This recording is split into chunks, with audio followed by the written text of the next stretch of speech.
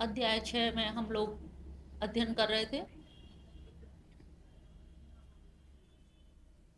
छठे अध्याय के 11वें श्लोक में आसन की व्यवस्था बताई कि शुचि इतने पवित्र स्थान हो, और पवित्र स्थान क्यों हो आसन के लिए, रेशमी वस्त्र हो या ऊनी वस्त्र, ये बताया था।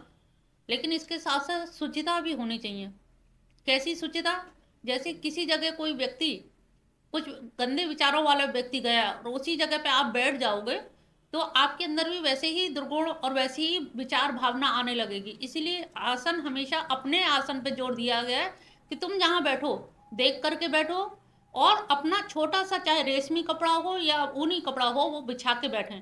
क्योंकि जो व्यक्ति नेगेटिव विचार वाला गया होगा तो नेगेटिव आदमी अपने विचार वहीं छोड़ जाता है। बताया ना, आप सत्संग पे क्यों जोर दिया जाता है? सत्संग में हम सब लोग जब भजन कीर्तन करते हैं, हम सभी लोगों की जो ऊर्ध्वगामी वाइब्रेशन उठती हैं वो वाइब्रेशन हमारे इस कमरा आकाश में व्याप्त हो जाती हैं। और फिर जब कभी तुम आओगे तो तुम्हें एकदम परम शांति सी अनुभव होगी, जो चीज़ हमें घर में महसूस नहीं होती, ये जो घर के मंदिर में जो शांति मिलती है उसी घर में नहीं मिल पाती। बेडरूम में या ड्राइंग रूम में या कोई व्यक्ति कैसा आया है उसकी वैसे ही भावना आएंगी, उसकी नेगेटिव या पॉजिटिव वाइब्रेशन। क्योंकि विचार कभी मरता नहीं है, अक्षर नित्य होता है, वो विचार रूप में वो व्यक्ति वहाँ छोड़ जाता है। इसीलिए सत्संग का जोड़ दिया गया। सत्संग यही नहीं होता कि कोई प्रवचन करे, अच्छे लोगों का संग।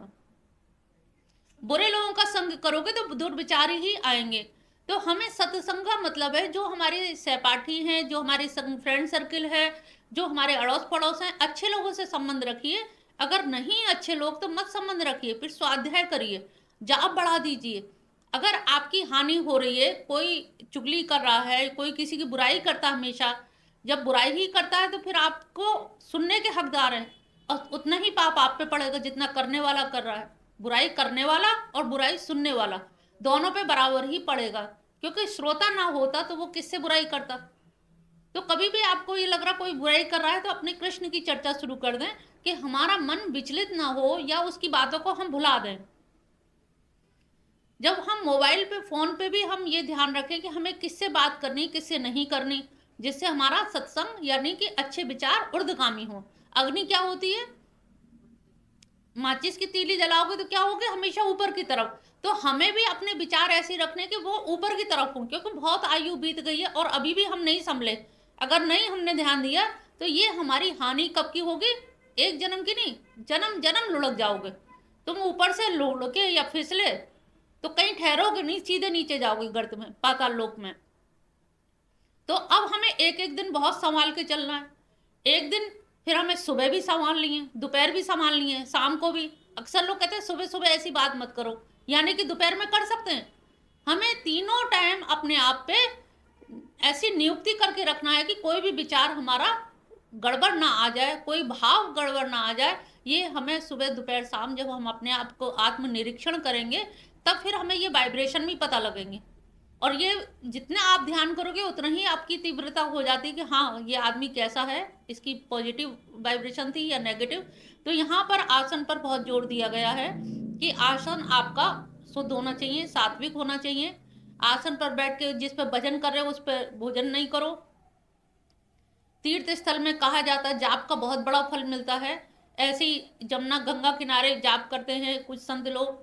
कुछ लोग, अगर आप लोग कहो हम तो जा नहीं सकते गंगा जमुना, तो जाप थोड़ी छोड़ सकते हैं। तो आप भगवान कृष्ण का जो भी विग्रह, जहाँ भी विग्रह है, जहाँ आप लोग पूजा करते हो वहीं पर बैठ करके आसन लगा के कर लो। या और कोई समय के लिए दूसरी माला झोली रख लो, उसको फिर दूसरी कुर्सी पे बैठ के दिन में करते रहो, क्योंकि हमें पूरा करना है। कैसे हमारे जीवन का हर पल भगवान के निमित्त जाए। तो ये मत सोचो हमने खाना खाने से पहले इतना कर पाए, अब खाना खा लिया अब नहीं करेंगे। तो ये देह भी तो भगवान की है, सारा कुछ उनको चढ़ा दो। ये देह, मन, बुद्धि, इंद्रिय सब आपको समर्पित है। अब इसके अंदर जो भी है, शरीर तो देह तो गंदा है ही, उस गंदगी को हम एकदम निकाल तो नहीं सकते। मंदिर में जो माला झोली हो, माला करते हैं, वो अलग, और एक अलग रख लीजिए, फिर वो आप कहीं भी बैठ के कर सकते हैं। जैसे टेम्पो में आ रहे हो तो रास्ते में अपने अंदर शॉल के नीचे करके माला जप करते रहे। पता नहीं रास्ते में क्या नेगेटिव वाइब्रेशन है, ऊपरी हवा है, ये सब चीजें, चौराहों से गुजर रहे हैं तो आपको ये शंका खत्म हो जाएगी। इसमें भिन्न भिन्न मत है, कोई कहते हैं ऐसी होती हैं ऊपरी हवाएं, कुछ लोग कहते हैं नहीं कुछ नहीं होता। तो अच्छा हो कि हम इन झंझावातों में पड़े, संशयों में पड़े कि किसी सबसे पूछे, इससे अच्छा अपना भजन करो, माला झोली एक रख लो और उसे माला, जब तुलसी की माला हाथ में रहेगी या सुमरनी हो तो उससे आपका काम चलता रहेगा। तो आप कहीं भी जा रहे हो एक माला ऐसी रखें, तुलसी की छोटी सी सुमरनी ले लें जो हाथ में पहन लें, अगर वो नहीं है तो माला झोली ही रख लें। जहां भी जा रहे हो उसको आप जाप नहीं भी कर रहे हो तब भी तुलसी है। कहते हैं ना मृत्यु के बाद भी 5 फुट तक तुलसी का वो है तो अभी यमदूत नहीं आते हैं। और तुम्हारे हाथ में है माला, शुद्ध तुलसी की माला लो और तुम्हारे हाथ में रहेगी तो तुम्हें कोई भय या ऊपरी हवा या कोई डर, और बाई चांस कभी ऐसा कुछ हो जाए तो वो हमारी सुरक्षा कवच का काम करेगी। तो जाप कर रहे हो तो कर ही रहे हो, लेकिन एक माला इस तरह की बना लो आने जाने की। जहां भी जा रहे हो भगवान को नमन करके निकलो, भगवान के मंदिर में आ जाओ फिर नमन, और बीच रास्ते में आपका स्मरण, भले ही दुनिया देख रहे हो, ये नहीं कि मन लगा के नहीं, मन नहीं, आपके हाथ में सुमरनी है और आपका हाथ से वो चल रहा है, तो ये आपको ध्यान देना है कि हमारी सुमरनी जो है चलती रहे, उनका सुमिरन चलता रहे। वो हाथ में रहेगी तो आपका स्मरण बना रहेगा, आप फिर भूलोगे नहीं और आपका स्मरण बना रहेगा। तो हमारा बेसिक क्या है कि भगवान का संग बना रहे किसी भी तरह से, है तो सही वो साथ में अंदर हैं लेकिन हम उनकी अभिव्यक्ति नहीं होने देते हैं। तो उसके लिए क्या चाहिए, अभिव्यक्ति के लिए शीशा हम कहाँ देखते हैं, क्योंकि उसमें हमारा प्रतिबिंब पड़ता है। तो हमें अपनी आत्मा को, जीवात्मा को इतना शुद्धिकरण करना है कि उसमें परमात्मा का रिफ्लेक्शन पड़े, प्रतिबिंब पड़े, और जब प्रतिबिंब पड़ेगा तब वो परमात्मा जिसे हम बहुत दूर कहते थे वो हमें नजदीकी दिखाई देने लगेंगे। तो इस तरह से हमें आसन की शुद्धि पर जोर दिया, और आसन का शुद्ध होना, वहीं से हमारी वाइब्रेशन, यानी कि मूलाधार से हमारी वाइब्रेशन सब कैच करते हैं, और उन मूलाधार के आधार पे हमारी और स्थिति और चक्रों का जो जागरण होता है। तो आसन की शुद्धि पर विशेष ध्यान दिया है कि आप आसन पर बैठे होंगे तभी प्राणायाम प्रत्याहार कर पाएंगे, ध्यान धारणा समाधि शुद्ध आसन पे ही हो पाएगी। तो ये शुद्धता का ध्यान दिया गया। अब वहां शुद्ध आसन के बाद करना क्या, तत्र एकाग्र मन कृत्वा यत चित्तेंद्रिय क्रिय उपविश आसन है। वहां पर बैठ करके तुम्हें क्या है, मन को एकाग्र करके, मन को एकाग्र कर ले। और एकाग्र कैसे होगा कि मन में कोई संकल्प विकल्प ना उठे, कोई विचार उठे तो उसको वहीं की वहीं उस विचार को दबा दें कि ये विचार की उपयोगिता क्या है, इस समय कोई उपयोगिता नहीं है, बेवजह किसी के बारे में विचार कर रहे हो। तो ये मन को समझा के आपको मन का एकाग्र करना है कि नहीं मन तू जहां जा रहा है तू भटक मत, यही जीवन है हमारा, हो सकता है ये अंतिम जीवन हो, और अंतिम जन्म जब मान लोगे तो तुम एक एक श्वास प्रश्वास भी गिन गिन के लोगे, ध्यान से लोगे, गिनती गिनोगे तो अभी तुम्हारा ध्यान चला जाएगा। रात्रि में नींद नहीं आ रही तो आप श्वास पे ही ध्यान लगाएं और उसी से कृष्ण कृष्ण कृष्ण करते रहें तो श्वास भी बहुमूल्य हो जाएगी। तब लगता है एक एक सांस कितनी कीमती है, आज तक हमने कितनी हजारों सैकड़ों सांसें ले ली लेकिन ध्यान नहीं दिया, लेकिन अब लगता है कि भगवान ऐसी श्वास चलती रहे, अब हमें मौका दे दो। अब हम जिंदगी की भीख मांगते हैं, जीवन की श्वासों की भीख मांगते हैं, प्रभु अब श्वास दे दो, हमारे अंग प्रत्यंग आंख नाक सब ठीक रहे, घुटने ठीक रहे, हम तुम्हारे दर पे आते रहे। इससे पहले कहाँ थे, उन्होंने कहा बस अनजाने में अज्ञानता में जीवन कट गया, बस ऐसे ही चला गया। जो चला गया उसकी आप गिनती भी नहीं कर पाओगे, किन किन के संग आपने समय बिताया, इतना समय ऐसे ही यूजलेस बीत गया। और आज जबकि हम लोग एक दिन भी अगर देते हैं तो लगता है कि हमने बहुत बड़ा काम कर लिया। अगर यही आप जो दिन हैं इन्हीं दिनों को शेष समझें कि यही हमारे पास बहुमूल्य समय है और यही श्वासें बहुत कीमती हैं, इन पर हम कृष्ण कृष्ण का नाम लेते रहेंगे या गीता का कोई श्लोक याद करके उसको रटते रहेंगे तो हमारे दोनों काम हो जाएंगे। गीता का श्लोक भी याद हो गया, उससे हमारा अंतःकरण शुद्ध होने लगता है। नाम एक तरह से बाण का काम करता है। आप किसी चीज पे, जैसे बर्फ में वो जो होती है ना, जो सूल जिसे कहते हैं, हाँ सूजा जो होता है, तो अब अगर आपको, हम लोग कृष्ण की भक्ति में क्यों अंदर की तरफ घुस रहे हैं, जैसे बर्फ तो सब जगह, जैसे धर्म है बर्फ की तरह धर्म को समझ लो। बर्फ है, सिल्ली पूरी पूरी ठंडी है, सारी में से भाप उठ रही है, लेकिन ये बात किसके लिए है, सब जगह है भगवान, सभी लोग जानते हैं सब जगह है, तो वासुदेव सर्वमिति। लेकिन अब इस बात का कहना और इस बात को अनुभव करना, अनुभव करने के लिए क्या होता है, जैसे चित्त में भेदन करना, चित्त में उस भाव को इतना बैठा देना कि वास्तव में वासुदेव सर्वमिति ये अनुभव में आना चाहिए। जब तक ये नहीं आएगा तब तक ऊपरी सतह पे हम धार्मिक तो बने रहेंगे, लेकिन हम अगर चाहें, जैसे आपने 10-10 फुट के 10 गड्ढे खोदे, आपको निकालना था पानी हेडपंप लगाने के लिए, 10 फुट खोदा, पानी नहीं निकला, फिर उन्होंने कहा अरे दूसरा जगह खोदो, तीसरी जगह खोदो, ऐसे करके एक व्यक्ति ने 8-10 जगह गड्ढे खोद डाले। और फिर बहुत परेशान हो गए, एक संत से कहा कि मेरा इतना दुर्भाग्य है, भाग्य मेरा खराब है कि ये पानी मुझे निकालना है और हेडपंप पानी नहीं निकल पा रहा है। तो उन्होंने कहा कि पानी निकालने के लिए तो आप मतलब गहराई कितनी की है? तो कहले मैंने 10-10 फुट 10 जगह गहराई की है। कहले अरे मूर्ख, ये 10-10 फुट एक ही जगह करनी थी तो ये 100 फुट हो जाती। 10 फुट जगह जगह करना है तो इससे अच्छा है कि एक ही जगह पे अगर 100 फुट या 120 फुट करा होता तो पानी निकल आया होता। तो हम लोग भी क्या मूर्खता करते हैं, यही होता है, इधर झांक लिया उधर कर लिया, इनका कर उनका कर इनका कर, कहीं नहीं। अगर जो आध्यात्मिक व्यक्ति है वो सबको मानता है, जो आध्यात्मिक व्यक्ति है वो केवल कृष्ण या केवल राम किसी एक को मानेगा। जगह जगह हाट बाजार में घूमने से क्या है, समय भी ज्यादा लगता है, एनर्जी भी लग गई। आप किसी एक को पकड़ लीजिए और एक को पकड़ के पूरी गहराई, जैसे बर्फ को भेदन करते हैं ना, तो चित्त में भी बुद्धि के द्वारा भेदन करना है। और भेदन ऐसे करना है कि वो बिल्कुल 2 भागों में बढ़ जाए, सत्य क्या है असत्य क्या है, आत्म अनात्म 2 भागों में बढ़ जाए, तब ये हमें लगेगा कि हाँ हमारा कार्य जो है सही हुआ। तो हमें भगवान जो करते हैं, अगर हमें प्राप्ति करनी, ये किसकी पहचान है? आध्यात्मिक व्यक्ति। धर्म जो है हमारे व्यवहार जगत की चीज है और जो अध्यात्म है वो व्यक्तिगत जीवन की चीज है। व्यवहार जगत से तो ब्रह्म सत्य जगन मिथ्या, भाई व्यवहार तो व्यवहार में ही रह जाएगा। लेकिन हम लोगों को अगर ईश्वर की प्राप्ति करनी है तो बुद्धि को कील की नोक की तरह से चित्त में गाड़ना होगा और उसका भेदन करना होगा कि मेरे लिए कृष्ण ही हैं, कृष्ण ही हैं, सब कुछ कृष्ण ही है। तो ये किसी का विरोध नहीं है, ये केवल आध्यात्मिक व्यक्ति की वो है कि वो एक को पकड़ता है तो फिर एक ही खूंटे से बंधा रहता है। दाएं दाएं इधर उधर डोलने में क्या होता है, उसका समय बहुत बर्बाद हो जाता है और एनर्जी बर्बाद होती है। बहुत सारे लोग पूरे जीवन धार्मिक कृत्य करते रहते हैं और धार्मिक कृत्यों में ही समय चला जाता है। और धार्मिक कृत्य का क्या लाभ होता है? उन्होंने कहा स्वर्ग की प्राप्ति होगी। लेकिन स्वर्ग की प्राप्ति करके हमारा कल्याण कैसे होगा?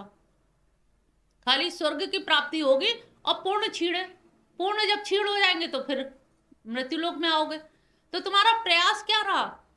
जो एक दुराचारी है, जो पापी है, तुमने बस सत्कर्म किए, उसे नरक मिला, तुम्हें स्वर्ग मिला। लेकिन कृष्ण की भक्ति में क्या है?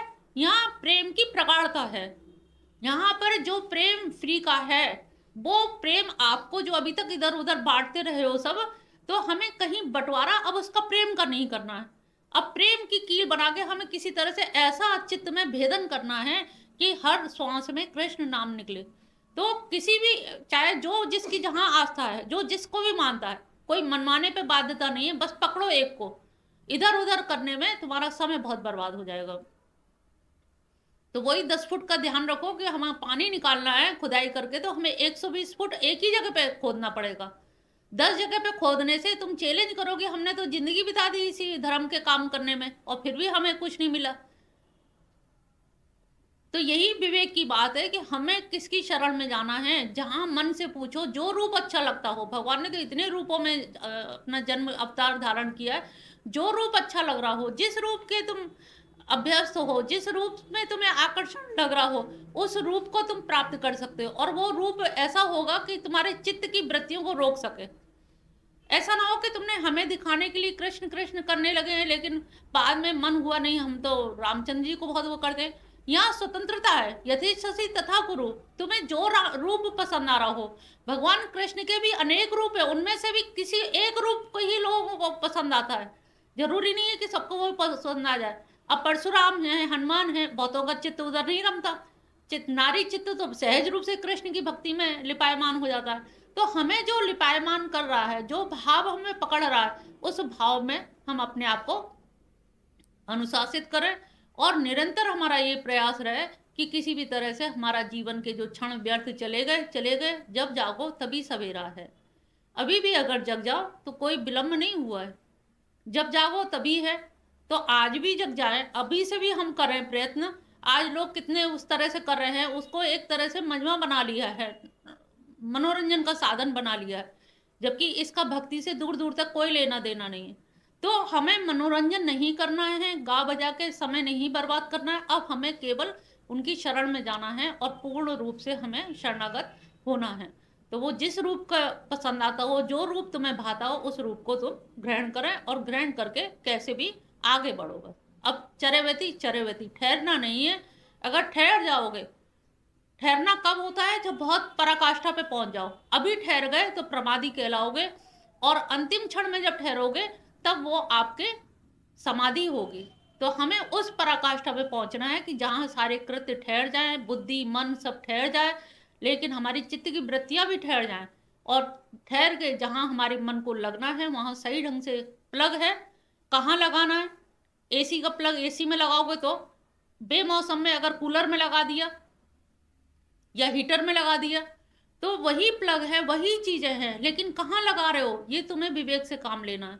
इसी तरह तुम्हारा वही बुद्धि है, वही चित्त है, दो चित्त नहीं है, दो बुद्धि नहीं है, लेकिन ये कहाँ लगनी चाहिए, कहाँ लगाना है, यही तुम्हें ध्यान रखना है। तो यहाँ पर इसीलिए उन्होंने मन को एकाग्र करके, या जितेंद्रिय यानी कि हमारी जो इंद्रियां हैं वो, उनका क्रिया में हमेशा हमारी इंद्रियां क्या है, बाहर देखा तो बाहर की क्रिया में लग गई।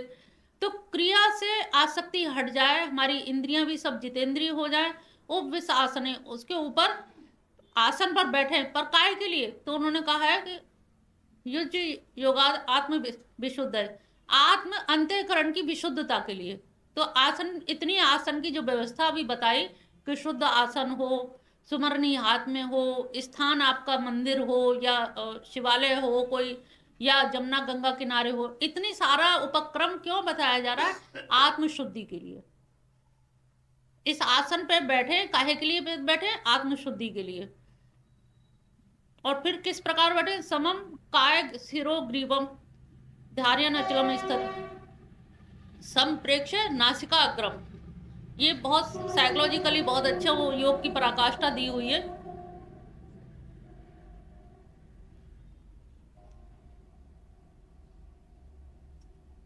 काय यानी कि गर्दन के नीचे और मूलाधार के ऊपर का शरीर जो है ये काया है। काया और गर्दन और सिर, शिरोग्रीवम धार्यन, अचल ढंग से एक जगह स्थिर करें, और स्थिर करके संप्रेक्ष नासिका अग्र। संप्रेक्ष मतलब देखो, अगर हम हवन करें तो हवन करते में क्या आंख बंद कर सकते हैं? नहीं कर सकते। और जब ध्यान करें तो क्या आंख खोल सकते हैं? अब यहां पर दो चीजें आ रही हैं। बिल्कुल आंख बंद नहीं कर सकते, वैदिक कालीन यज्ञों को करने के लिए आंख बंद नहीं कर सकते, आंख खोल के ही हमें करनी पड़ेगी। पूरी आंख खोलेंगे तभी अग्यारी सही सही जाएगी, अन्यथा अग्नि जल जाएगी, हाथ भी जल सकता है, वस्त्र भी। तो एक तो ये वैदिक कालीन हो गया जिसमें आंख खोल के यज्ञ करना है। दूसरा औपनिषदीय काल आया ऋषि मुनियों का, जो आंख बंद करके ध्यान कर रहे हैं। तो ये क्या हो गई? दो चीज हो गई, समझना इस चीज को। दो चीज हुई, एक जगह आंख पूरी खोलनी है और दूसरी जगह पूरी बंद करनी है। समझ रहे? बिल्कुल अच्छी तरह समझ लो ये चीज। एक जगह आंख पूरी बंद होनी है यज्ञ यागादिक कर्मों के लिए, कर्मानुष्ठान करने के लिए, और दूसरी जगह आत्मावरी द्रष्टव्य श्रोतव्य मंतव्य निधि ध्यासितव्य, दूसरी ओर क्या करना है? आंखें बंद होनी है। तो एक जगह खुलनी है, एक जगह बंद होनी है। अब यहां पर गीता ने नई चीज दी, भगवान कृष्ण एक नई चीज देते हैं। नासिका अग्र, नासिका के अग्रभाग पे अपने अध खुले नेत्र ना बंद हो ना खुले हों। ये एकदम नई चीज है। जैसे भगवान ने हर चीज में सम चीज बताई ना, बीच की,